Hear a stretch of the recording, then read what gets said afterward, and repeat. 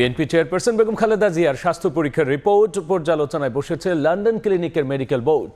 আর এতে ভার্চুয়ালি যোগ দিয়েছেন যুক্তরাষ্ট্রের জন হপকিন্স হাসপাতালের চিকিৎসকরাও। বোর্ডে রয়েছেন যুক্তরাজ্যের দ্য লন্ডন ক্লিনিকের 4 চিকিৎসক এবং যুক্তরাষ্ট্রের জনস হপকিন্স হাসপাতালের 3 চিকিৎসক। এছাড়াও বাংলাদেশ থেকে যাওয়া 6 চিকিৎসক এবং বেগম জিয়ার বড় ছেলে বিএনপির ভারপ্রাপ্ত চেয়ারম্যান তারেক রহমান ও তার স্ত্রী ডাক্তার জুবাইদা রহমানও বোর্ডে উপস্থিত রয়েছেন। মেডিকেল বোর্ডের সভায় বেগম জিয়ার পূর্ণাঙ্গ চিকিৎসা পদ্ধতি চূড়ান্ত হতে পারে। এদিকে মায়ের সুস্থতার জন্য দেশবাসীর কাছে দোয়া চেয়েছেন তারেক রহমান।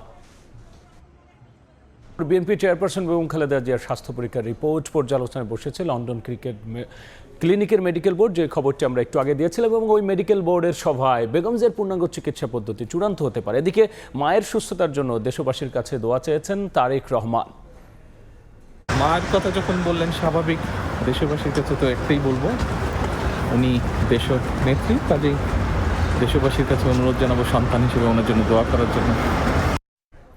আর এই বিষয়ে বিস্তারিত জানাতে লন্ডন থেকে যুক্ত হচ্ছেন সহকর্মী শোয়েব কবির। আমরা সরাসরি যাচ্ছি তার কাছে। আমরা ইতিমধ্যে জানি বেগম খালেদা জিয়া তিনি লন্ডনের লন্ডন ক্লিনিকে চিকিৎসাধীন রয়েছেন এবং দীর্ঘ 1 সপ্তাহেরও বেশি সময় ধরে তিনি চিকিৎসাধীন রয়েছেন এবং এই সপ্তাহ তার যে শরীরের বিভিন্ন রোগ রয়েছে সেগুলোর বিভিন্ন পরীক্ষা নিরীক্ষার রিপোর্টগুলো আজ আসার কথা ছিল। এবং আমরা কিছুক্ষণ আগে দেখেছি যে তারেক রহমান এবং ডাক্তার জুবাইদা রহমান তাদের দুজনকে একসাথে হাসপাতালে প্রবেশ করতে, এবং আমরা জানতে পেরেছি যে ইতিমধ্যেই যে মেডিকেল বোর্ড যেটি বসার কথা রয়েছে সেটি বসেছে এবং এই মেডিকেল বোর্ডে আমেরিকা থেকে যুক্ত হচ্ছেন জন হপকিন্স বিশ্ববিদ্যালয়ের 3 জন বিশেষজ্ঞ ডাক্তার, তারা ভার্চুয়ালি থাকবেন। পাশাপাশি একই সাথে যে লন্ডন ক্লিনিকের তারা 3 জন, তারা মোট 4 জন তারা রয়েছেন। একই সাথে যে বাংলাদেশ থেকে চিকিৎসক দল রয়েছেন সেই চিকিৎসক দলের 6 জন ডাক্তার রয়েছেন, যার নেতৃত্ব দিচ্ছেন ডাক্তার 3 জন, তারা মোট 4 জন তারা রয়েছেন। একই সাথে যে বাংলাদেশ থেকে চিকিৎসক দল রয়েছেন সেই চিকিৎসক দলের 6 জন ডাক্তার রয়েছেন, যার নেতৃত্ব দিচ্ছেন ডাক্তার AJM জাহিদ হোসেন। একই সাথে কিন্তু সেই বেগম জিয়ার কিন্তু ব্যক্তিগত চিকিৎসক যে দলের কিন্তু সদস্য রয়েছেন ডাক্তার জুবাইদা রহমান, তিনিও রয়েছেন।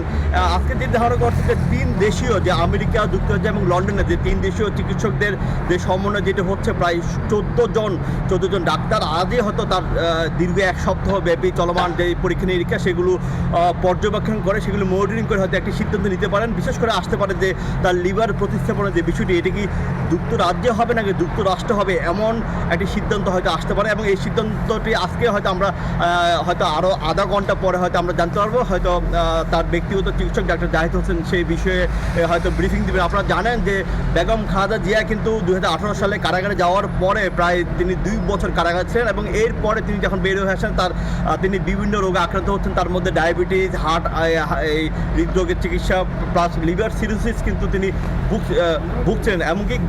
এমনকি গত বছরে কিন্তু আমেরিকা জন হপকিন্স বিশ্ববিদ্যালয়ের চিকিৎসকরা কিন্তু তার যে লিভারের বিষয়টা নিয়ে কিন্তু তারা চিকিৎসা করেছেন। এবং আমরা যেটি জানতে পেরেছি হয়তো তাকে যুক্তরাজ্য, জার্মানি কিংবা আমেরিকা, এই 3টির যে কোনো একটি দেশে হয়তো লিভার